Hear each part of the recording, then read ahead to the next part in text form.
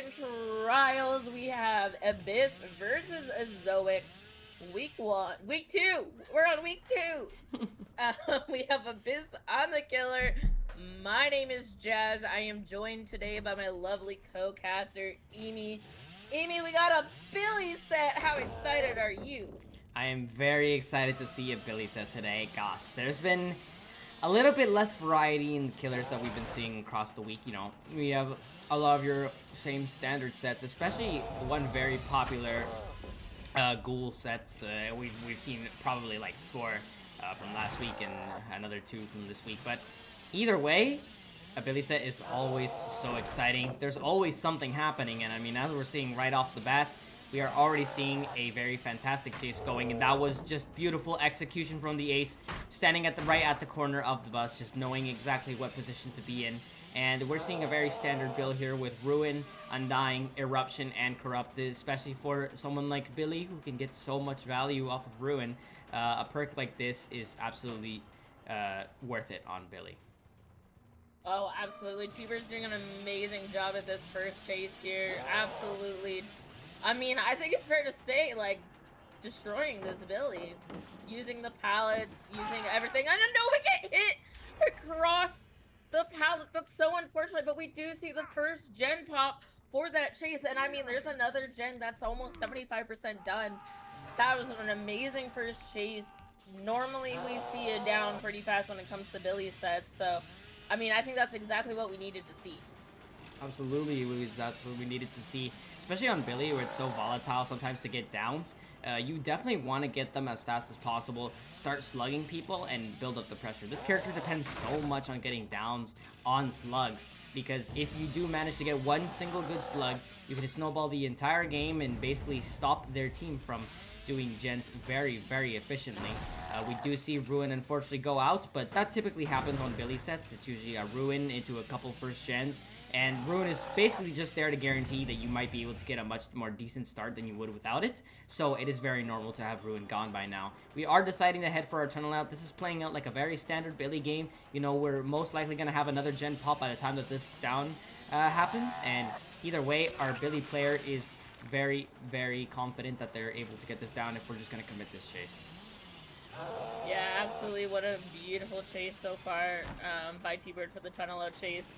They hit the last portion of their endurance from getting off hook, and we're deciding to chase Shaq here. And I mean, I think we're going to see another gen pop definitely for this chase. I think T-Bird is very comfortable going against the Billy. I think maybe one of their favorite sets, and oh no, we hit the rock. So unfortunate. We do have this filler, and then there's this second gen popping. We do have a filler that's not too far from Shaq as well, that we should be able to loop back around to. This is such... Oh! Wow. Emi, I'm not going to be surprised if we see another gen pop for this chase. Oh yeah, absolutely. I do apologize, our scoreboard was misplaced from our last match, but it is now fixed. Either way, I would like to say that Ace is just completely showing us exactly how to path on a set like this. This one chase most likely going to give another gen pop, and oh no, our Billy getting a little bit lost there on the pallet gym, but absolutely phenomenal gameplay from Ace. That one chase gave so much opportunity for their team to pop gens, and because Painless isn't really allowed on Billy, this is just, the hooks have not been very beneficial for the Billy, as probably should have not committed that chase for as long as we have at this point in the game, since now we're just going to be playing for stages, and on a Billy set, playing for stages is a little tragic. Yeah, I definitely think we committed to that tunnel out chase for way too long. They're not even dead yet, and we're already back down to 1 gen. I mean, yeah, you want to force a 3v1 and you want to get your tunnel out as quick as possible. However, if they're lasting way more than a generator, you might need to think, okay, maybe I need to go find another survivor. Maybe someone, if there's someone who's not as strong at looping as the tunnel out, you need to be able to create that map pressure and create that pressure on the survivors, and we just don't have it here. one of the things I would like to point out that these survivors are doing so excellently is that you notice that Jack is taking this all of bottom side. We used every single resource on our top side of the map, and we are seeing Jack perfectly decide to coming with his team to just play bottom. It is one away from the gen that they are doubling, and it is also giving him all of the resources he needs to try and last as long as possible. We are seeing another gen pop as the down happens. This is absolutely perfect gameplay that we're seeing from the survivors, and it is a perfect showcase of what happens when survivors are coordinated, we rotate well, and we know how our chases can last. Absolutely. Now that we maybe we can get our tops and our bottoms figured out there, Amy. We use all the resources on bottom, and Jack is hooked on the top side of the map. And I mean, realistically, you let T-Bird go in for the save and try and get Jack out the door. But I mean, we've got a very good start to this matchup so far. Azoic with a very strong survivor performance. You hear the gate is out. You hear Jack is off the hook. We're trying to get our Nancy for another fresh hook here. Beautiful gameplay. The beautiful crouch. However, we're kind of zoned. We might have a back rub coming in. A new... Wait. Phantom. Backing up from the... Oh! Numzaki is going to get out of the hatch. What a beautiful performance from Team Azoic there on the survivor. Wow. I honestly am in just of a state of shock as you are. I don't have much to say. That was absolutely beautiful performance from the survivors. Once again, absolutely great job to them for using their resources so well. We'll be right back to see what happens when we swap killers. Welcome back, everybody, to Abyss versus Azoic. We are loading into the second Billy game. We now have Azoic on the Hillbilly. The win con here is literally just 4 stages to refresh, and for the survivors, gotta get... I mean, it's a pretty tough win con. I'm still joined by Eimee. Eimee, what are you expecting to see Jam pull off here? Thank you for passing it on. I am very excited to cast once again with you, Jazz. For these survivors, for what the win con they have, it's going to be pretty difficult, honestly, to try and meet it. At least for killer side, it should be pretty straightforward. Whenever you have a short stage like win condition, like this one on 4, there's realistically a lot that you can do to try and secure it. You can either get the first, obviously you get your first down. You can either decide to camp it for the second stage, especially on Billy, you know, like where you can just camp it for free. You basically guarantee a second stage because the survivors have to trade in for it. Or you can just, if you're that confident in your chase, you could go around just finding any freshes for any single stages that you want. It's a little bit more risky, but it does allow you to at least stop Gen Prog from going. So it's a little bit depending on whatever the killer feels confident in. Do we want to focus on chases? Do we want to focus on camping? Really up to the killer here, but with a win con that's this short, there's a lot of possibilities on the board. Yeah, absolutely. And Nia having a fantastic first chase, though. The fact that we know that we need to leave and go and pressure gens, getting that ruin. We did see the ruin totem earlier while we were in chase, or at least the Nia should have seen the ruin totem. I don't know. She did. And we're finding our Nia again, but we see the live, taking the live, trying to get away from the active gens and get to more resources, but we're going to leave again, trying to pressure Mo off of main gen. I think we are going to see the first gen pop here for this chase. We need to get it down pretty quickly here. Yes, we absolutely do need to get it down quickly here. Oh, a little bit of a funny flashlight click from Mo here. The survivors have been doing, honestly, still a great job from their side, being able to maintain themselves very, very well and not giving up any free stages. This game might be a lot closer than we expected, especially with 2 gens down on the board. This could really be very volatile for the killer if you're not able to get this quick down. Ooh, just getting the tail end of the hitbox there on Billy against Mo. So now this is our first down. This is where we can either camp or decide to pressure more gens, and let's see what happens next. I definitely think we're not going to camp here. I mean, we definitely need another fresh hook coming in. They only do have 2 gens done versus where... And we do see the unhook come in. And we're going to take the chase onto the Nia here. I thought it was going to be onto the Jake. But we have the Nia who's already injured, just a solid M1 to get her down.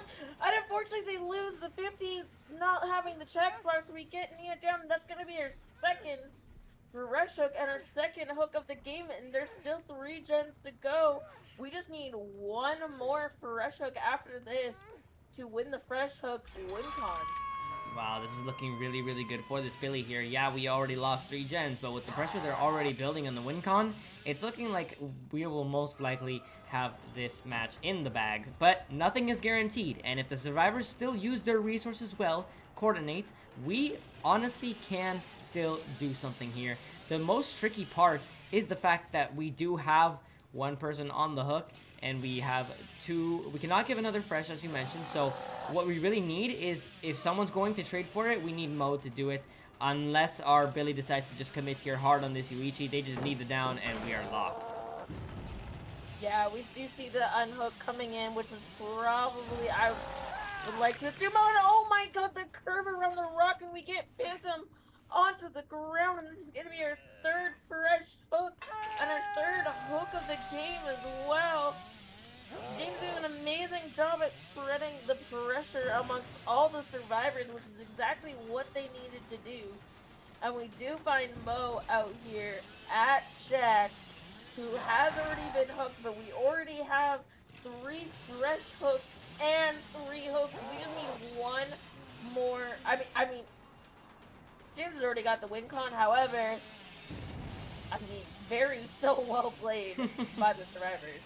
I absolutely have to agree with you. I do think that the survivors, despite what a difficult win con had looked for them, they still did an amazing job being able to coordinate. And honestly, that first chase and then this chase followed up after that were honestly really nice to see from the survivors. They did not want to give up, and they knew it was still very much possible to try and stall out the Billy. Unfortunately, we are seeing them not get the results that they wanted, but shout out to James for maintaining their composure. It looked a little bit scary there on when they lost 2 gens, but we managed to stay cool. We're like, no, we have like a 90 to 10 chance that we can win it, and good job to James for just sticking it out and deciding. Right now we're just playing probably for the funsies, you know, a little bit of extra glory, maybe a little bit of a cherry on top of the cake that we already won. But again, survivors did not play bad, and I'm excited to still see a couple good chases here. Yeah, me too. I always love a good Billy chase. It's always a fun time to watch.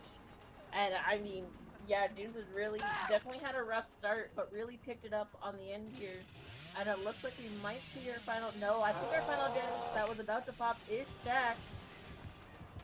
And we do find Mo in Shaq pre-leaving. However, Mo is our death hook survivor, and they don't have the pallet this side, so they are going to go down. And Jake is back on one of the generators, about to pop it. I think we may see the last generator pop for this death. Most likely. It will be very close, and especially with Ruin, we definitely can give a little bit of a snowball effect. Can we stop that gen? No, we cannot. Great job to the survivors for popping all the gens. I mean, with our win con already met, they can realistically just leave behind anyone they want and just get the gates. But, of course, Hillbilly is a character with a lot of quick mobility, so maybe for the fun of it, we see another down come in. Yeah, absolutely. I mean, nothing wrong with getting more chases, getting more practice, getting more experience on the sets as a survivor and killer side. So I love seeing teams finish the chases out.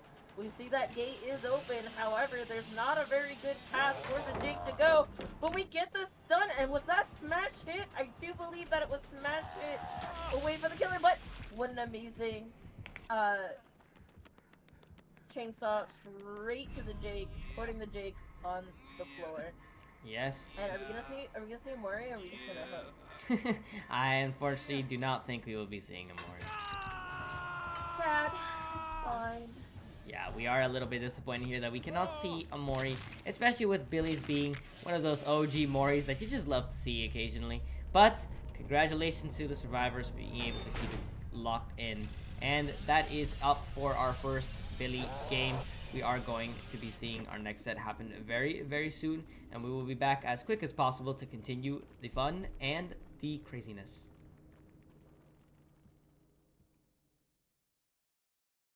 and gentlemen, welcome back to Ashen Trials. We are now loading into set number 2 of Abyss versus Azoic on the lovely Mastermind. We have Azoic on the killer, Mr. T-Bird here, getting a little pallet to the face from Nins. I am joined by my lovely co-caster, Emie. Emie, what are you hoping to see from our Wesker? Well, thank you for passing it on. And one of the things that I'm hoping to see is a very strong start, as strong starts on Wesker, in my opinion, are some of the most explosive ones on the board, since one down can mean so much for this killer in particular, especially with something like Beetle, which is extremely common. And I mentioned quick downs, and I mean, it seems like the killer heard me, since we are getting a down at a hook on 5 gens, and it is in an excellent position, since holding a midpoint here on the Cold Tower 1 is really strong for this killer. So I'm really happy to see that our killer seems to be very decently experienced in Wesker, and beautiful mind game. Actually, that mind game sometimes is very tricky for the survivors to actually be able to check spots. But shout outs to our killer for just maintaining composure, and we are taking another down. I am loving what I am seeing from this Wesker player. So am I. I love a good little T-Bird Wesker, and I love a good Wesker set. I'm really looking forward to maybe seeing some nice little hug techs come through, as hug techs are always my favorite to see. Tino getting the vault and not getting tagged by the Wesker. Beautifully timed vault. We are going to go in for the unhook, but it is going to be a trait. That is quite an unfortunate down. Yeah, we're going to see not wanting to hook the down survivor. We're just wanting to go for our tunnel out chase. Oh, and unfortunately getting stuck on the box when trying to dash towards our Nia. Beautiful. I mean, Nia's got to do something. Yes, absolutely. Main is such a decently strong tool, especially against Wesker. Something you see a lot is if you watch 1v1 players play on the top end, you see how much they're able to squeeze out of a Wesker on main. So if Nia's able to stay alive here and chain this window right now, then this is really excellent. And we do see the chaining from the Nia on the window. This wastes so much time for the killer, and this is already turning from a little bit of a rough start to something that is much more manageable and standard on Wesker sets. Absolutely, this tunnel out chase means everything right now. And we see our first generator pop, kind of making up for the unfortunate beginning, but we are gonna see Ninja just go into the corner to die to be able to take their second hook.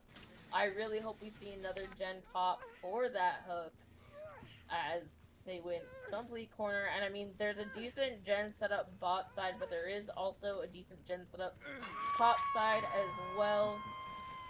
I think our killer is wanting to hold the top side 3 gen of main 11 and 1, or it might have been 2, which is pretty standard for most Cold Tower sets. That's usually the 3 gen you want to hold, because it's quite easy to go from gen to gen. We are going to see the unhook come into Nins with the second gen popping. Do you go for a fresh hook here, or do you force a 3v1, Emie?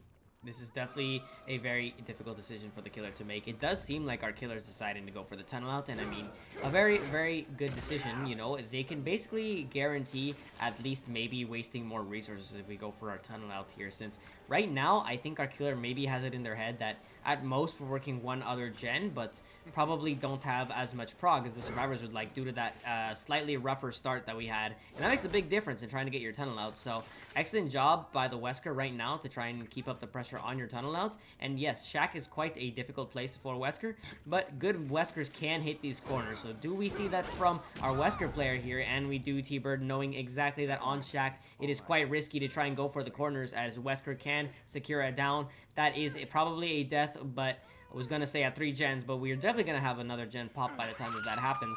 But honestly, for Wesker sets and what is usually standard on outs, this is really looking really good for T-Bird. Absolutely, T-Bird doing an amazing job. That beautiful flick around the corner of Shack. We are down to 2 gens. We're gonna go check our 3 gen up top here. We can hear Main's got some progress. T-Bird left this the regen for quite some time to get the tunnel out, so there's definitely going to be some strong progress on these generators. And we're gonna find the Yoichi with balance landing, dropping down from main gen, getting away even though they're injured. T-Bird was just not able to dash in time to be able to catch them at the corner before balance landing away. It sounds like our only... Oh no, Two's got some progress here as well. I mean, this is a pretty good... It was a pretty rough start with the survivors, but they've definitely made it up, that's for sure. I do agree that they definitely made up for it. I mean, having 3 healthy survivors at this point in the game is really, really vital, but oh, that is not what you want to see. Mo being found while infected is really, really rough for the survivors, as you would literally want anyone else, and shout out to T-Bird for taking advantage of that exactly, and getting the down on the infected survivor. Ace right here most likely either going to take a PR hit or is going on the... no, we are taking the PR hit, and we don't have prog on anything else besides main. And it is a PR as well, so that's almost going to go down to about like 10-20%. This is looking really, really up for T-Bird right now. Yeah, absolutely. As we hear that main gen, it's... you saw the little peek in with the ear to see how far it's progressed, and T-Bird heard that it's not progressed all that much, so he's not too worried about it.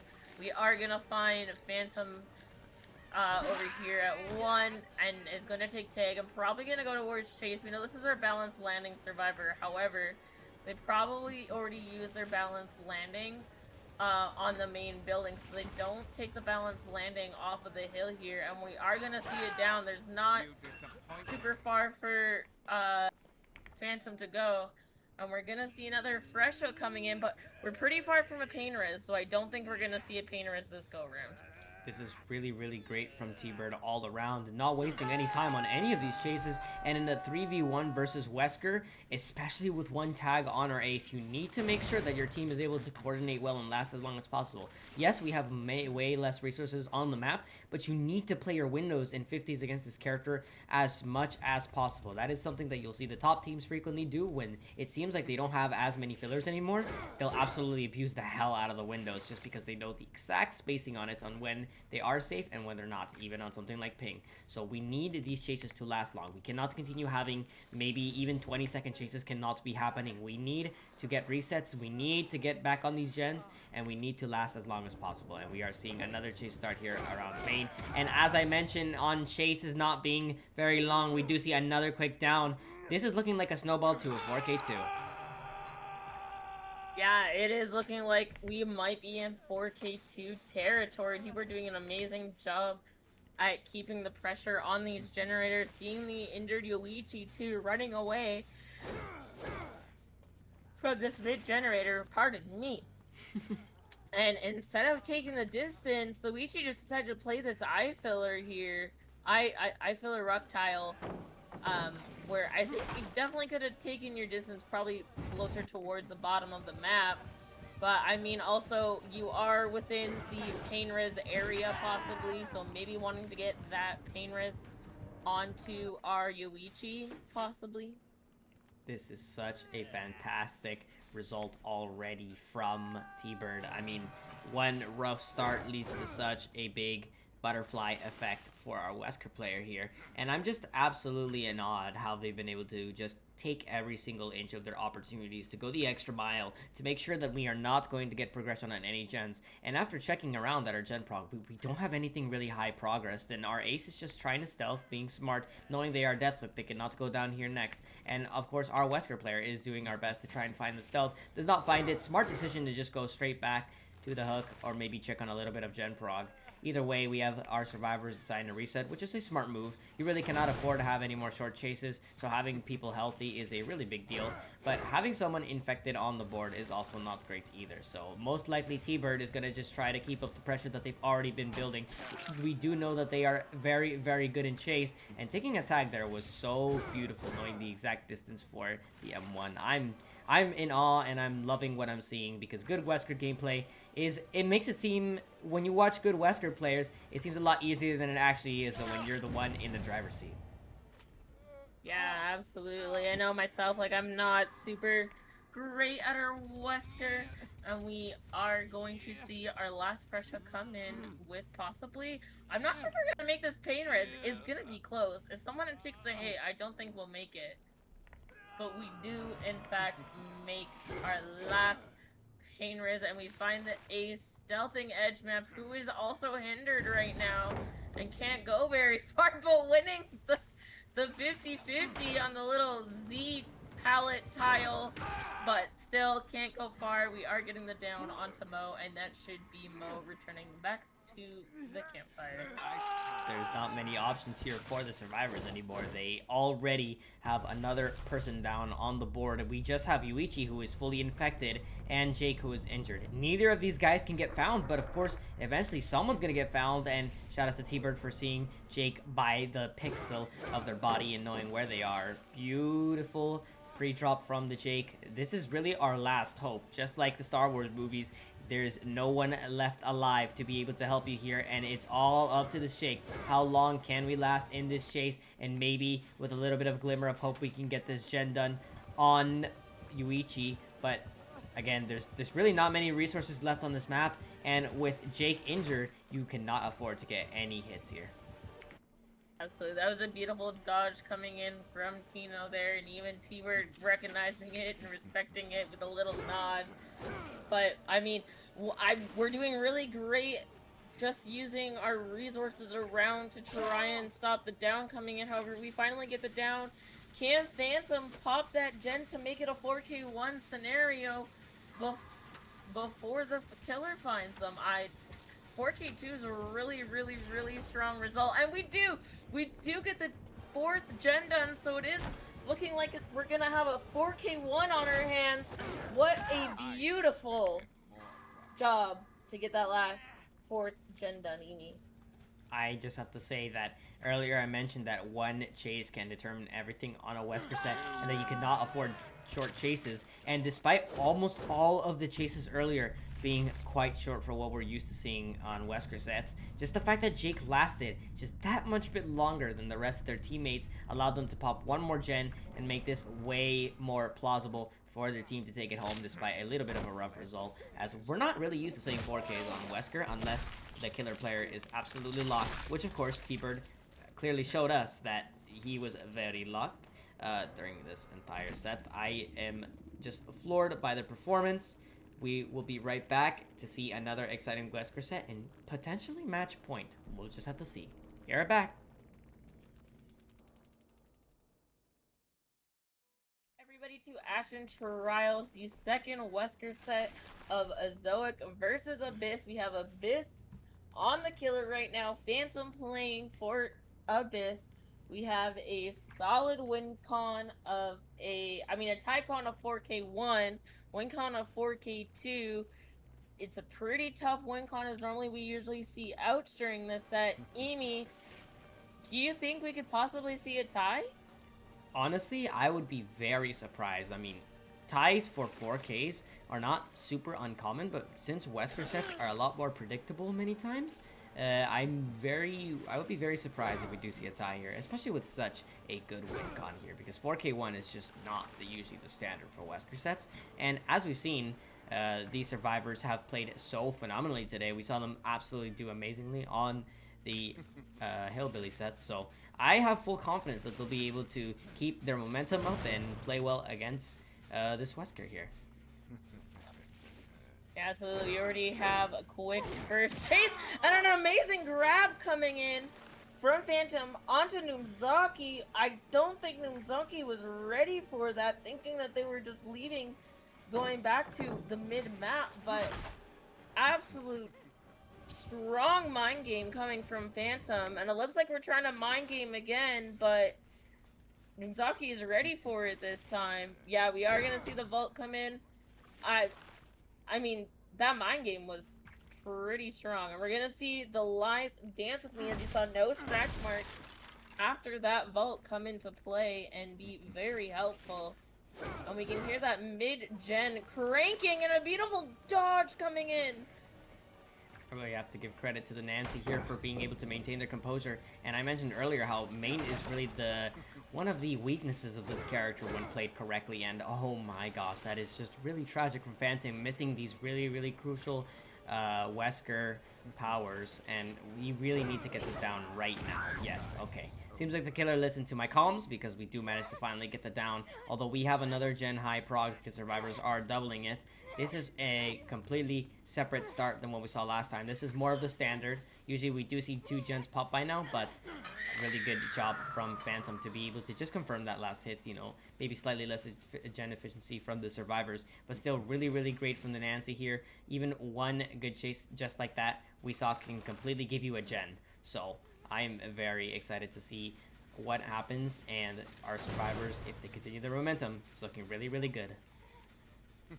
Absolutely, and you know, I'm not gonna lie, I think while we're taking our Nancy to that hook, if the 2 survivors that were doubling mid-gen kept on doubling, I think they would have popped it, which is, mid-gen's a pretty crucial gen to get popped, because it's so easily defendable, and it's also very dangerous for survivors to work, because unless you have the sprint burst. So the fact that we've got that hook right beside that generator, and that gen is regressing now, it's quite dangerous for the Serbs. We do see them trying to come in for the unhook, and they do get the double unhook perfectly.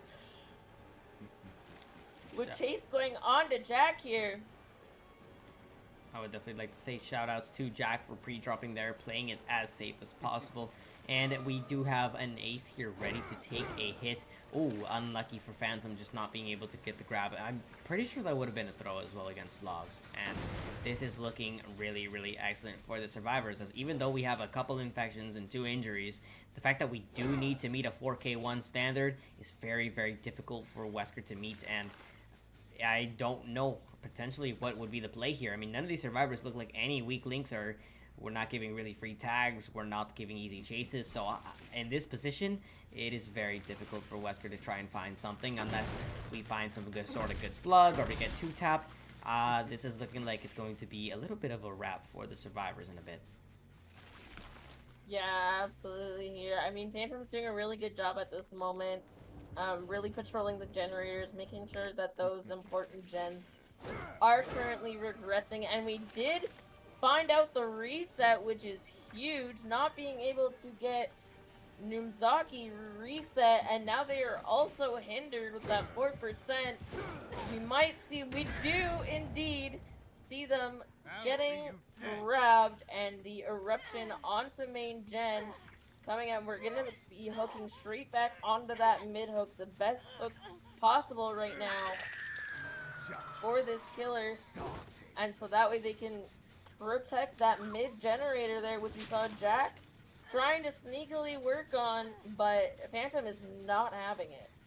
I am actually very curious to see how this game goes along, since basically at this point the survivors do have the choice to just leave this person on hook, as we can probably get 2 gens, at least high prog, are close to done at this point, and if we do, that is going to be at least a tie, you know, imagining that we don't get a 4K at 1. So, but no, okay, we're deciding to be confident in our serves and go for the insta unhook. This insta unhooking like this means you are counting on your Nancy to be able to have a good chase. You cannot afford for them to lose this health state quickly, and with the endurance that we do have from Nancy, taking every single bit of opportunity to get to something safer, and we also are near Shack, this is a very chainable tile, and that's so unfortunate from the Nancy. This is not what you want to see. That might have potentially just thrown the entire game for them, as they could have just taken the non-risk of getting gen prog for the hook, since Wesker would have been forced to stay near it anyway. I'm not sure really if that was the play, and now we are going to see another tag on to James here, and this is looking really dire for the survivors. Yeah, the survivors have definitely put themselves in a rough spot. That Nancy really needed to last on that tunnel out chase as long as possible, but Phantom with an amazing flick on that 4-lane, being able to grab Nancy, who was just about to turn around the corner. That was absolutely very strong. I mean, we keep putting pressure on that mid-gen and main-gen here, and they haven't been able to pop one. We've gone quite some time now without them being able to pop a gen, just with being able to pressure them off the gens constantly. We do get Killer Instinct from the spray onto James. However, we're not going to commit that, knowing that they're right back on that generator here at 4. And Phantom's gonna try and push Jack up towards the top of the map in this chase, as that is where he is holding his generators right now. We do see Tay on a gen that's about 90% complete, which I want to think is main generator, but oh, I got an amazing grab coming in from Phantom. I don't think Jack saw that coming. No, I really don't think he did. I mean, he's probably just as shocked as we are to take the tag on that pallet gym. And yes, this excellent gen progression from the survivors. This is now officially Tycon, and unfortunately Jack does go down. This game is not over yet. Remember that they do just need to pop one more gen, and we saw in the last match that honestly these sort of tie conditions can be very close. So I'm very, very positive that these survivors still are keeping their heads in the game. We had a little bit of a shaky a mistake with Nancy, but I'm sure that these survivors are calming to themselves that they absolutely can pop another generator here if they play safe, if they have good chases, if they rotate well. This is not over yet. It doesn't have to be either, and we are going for a excellent pull. Knowing that the Wesker is all the way cross map, we are getting that pull, and we're going to go to the safety of main. Absolutely. The survivors have a really good gen spread here, Emi. They've got the mid gen, they've got one at 2, and one all the way down at 8. So, I mean, they've got a really good gen spread. That's exactly what the survivors want to see. So that way you can split that 2 and 8 gen, the farthest 2 gens apart. You just leave the mid gen. You don't even worry about it. It's not important. We are going to try and get Jack on the tunnel out chase. However, Jack's doing a really good job at maintaining their chase here. But they lose the 50 on the 4 lane, and unfortunately he's going down, and Jack's going to be placed on 2-second hook. And we do still have his pain wrist, so his pain wrist should be coming in. Yes, with Jack now on the death hook, this is looking very, very good for the Wesker. Yeah, I would still like to say it is still a bit of a 50-50 in terms of who takes the set. Do we keep the WinCon, or do we keep the Tycon, my bad, or do we manage to pop a gen to actually get that WinCon? So it really is a 50-50 because it really just depends on if Wesker messes up in chase or if the survivors mess up on rotations and chase. Either one could make a big mistake and it could cost them the entire game. So both sides may be sweating a little bit, knowing that any single mistake could just cost them this entire game. And of course, if you are the survivors right now, you obviously want to just be able to meet this WinCon and say, let's go home with a clean 2-0, but it's just not that easy sometimes on these kind of sets. Well, exactly. Azoic is literally 1 gen away from meeting that WinCon. It's so close, and I mean, even in the 2v1, all it takes is one good chase to get it done. And you can see here Taste trying to be a distraction, and I bet you James is on that gen that at 8 working on it and getting it closer and closer to popping as much as possible. I mean, we're gonna see Jack, unfortunately, is going to go back to the campfire. We'll see you later, buddy. And like I said, yeah, James was working on that generator at 8. Got it all the way close, about 75% now. Phantom's got some pretty good pressure right now. A good gen split like this, as you mentioned earlier, Jazz, is really, really good for the survivors, though, as basically, if they don't give a free tag, this essentially forces our Wesker player to have to commit to somebody. We still have some of these resources here near Shack, so we are probably able to get a decently long chase, and I do like the fact that James is not taking any chances. I think one of the risky things that happened earlier is that we were playing Shack a little bit too risky against Wesker, but James not taking any chances, knowing that one bad swing around can cause him to get hit, and that will basically ensure that the Wesker gets infinitely more pressure, as we do see Tay working his gen, and he has almost about 70% prog on it. So this is looking really good for the survivors. Yeah, absolutely. Phantom knows that Tay is out there working that generator and is getting high prog. He knows that he needs to leave that chase right away. He needs to get this generator regressing. Try and maybe bait out a tag onto Tay. I'm honestly surprised. I mean, we know they're not working mid-gen, so we don't need to apply Eruption. But now that we have Shack Palette out of the way, there is still a couple fillers here at the bottom side of the map. So James still has a couple resources to be able to use here. But after this palette, we're going into a TL.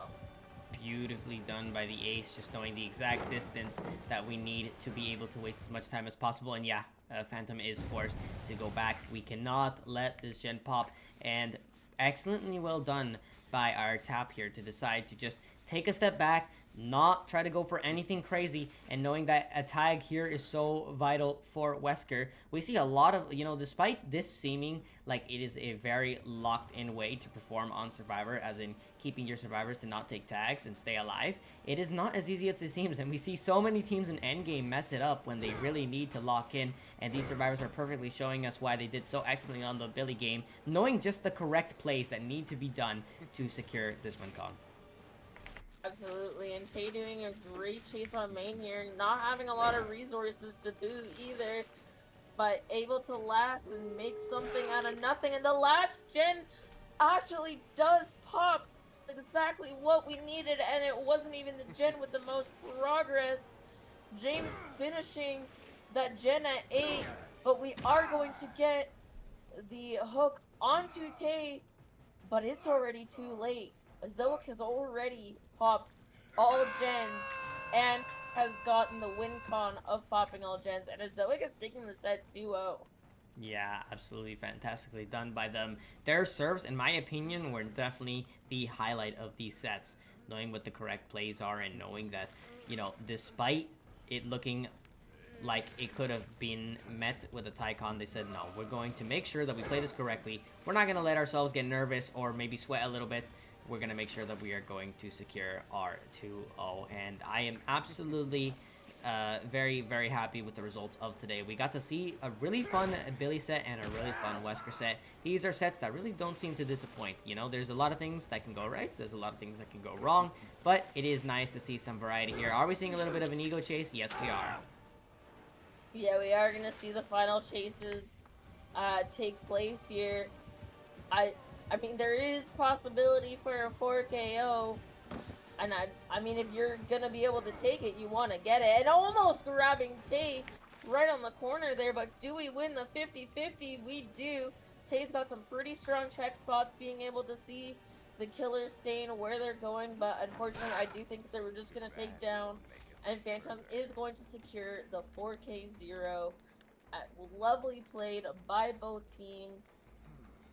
Azoic very well done, taking the 2-0 and being able to show why Azoic is on top right now.